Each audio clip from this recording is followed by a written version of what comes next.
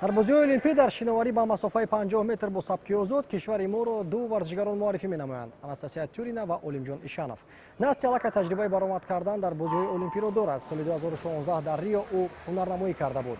ҳамин тариқ Анастасия Тюрина кӯшиш мекард ки натиҷаи қаблии худро беҳтар кунад. Олимҷон Ишанов бошад бояд ки маҳорати беҳтарини худро ба маърази намоиш гузорад. Олимҷон Ишанов дар гурӯҳи сеюм қарор дошт ва дар миёни рақибони худ бо нишондоди 26,112 сония чорумин шуда ба марра расид. Аммо ин натиҷа барои роҳ ёфтан ба марҳилаи нимниҳоӣ басандагӣ накард.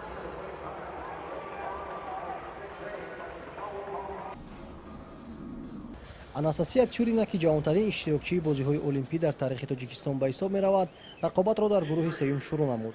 ӯ дар ин гурӯҳ нисбати ҳарифонаш бартарӣ дошт. Бо нишондоди 29,105 сония Анастасия Тюрина аввалин шуда ба хатти ниҳоӣ расид. Вале баъди натиҷагирии умумӣ, ин шиновари тоҷик низ аз ҳаққи идомаи рақобатҳо дар 32-мин бозиҳои тобистонаи олимпӣ маҳрум шуд.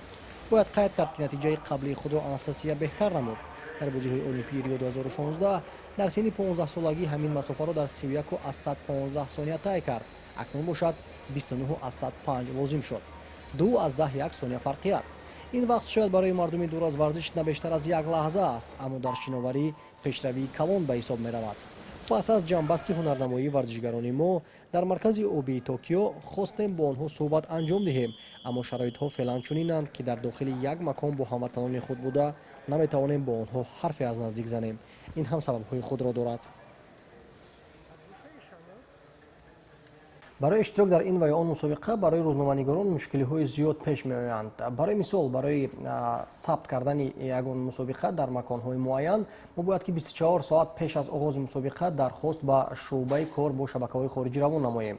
дар давоми 24 соат онҳо ҷавоби худро ба мо равон мекунанд ва мушкили асосӣ дар он аст, ки мо бояд ки ибтидо дархост барои ворид шудан ба варзишгоҳ равон намоем, баъдан дархост барои сабт ва пас аз он бошад дархост барои мусоҳиба кардан бо варзишгарон.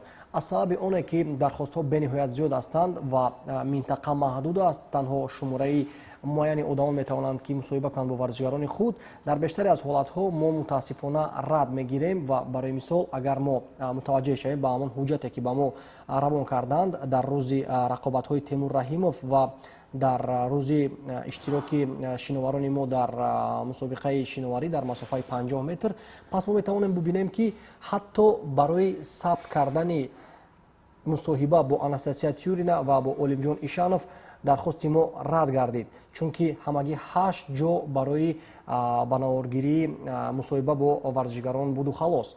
яъне ки дархостҳо бениҳоят зиёд ҳастанд ва кумитаи тадорукот наметавонад ки ҳамаи рӯзноманигорони дархостравонкардаро ҷо кунанд.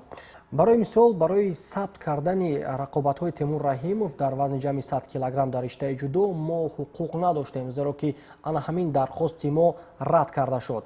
илова бар ин барои сабт кардани мусоҳиба бо шиноварони мо ин чиз низ рад карда шуд аз ҷониби кумитаи тадорукот.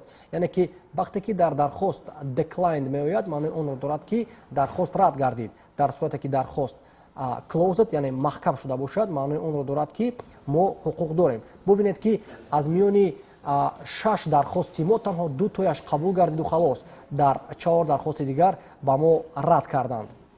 кумитаи тадорукот қоидаҳои бениҳоят зиёд, маҳдудиятҳои бениҳоят зиёдро ҷорӣ кардааст, аммо маълум аст ки онҳо аз ӯҳдаи ба таври дуруст ба роҳ мондани кор набаромада истодаанд.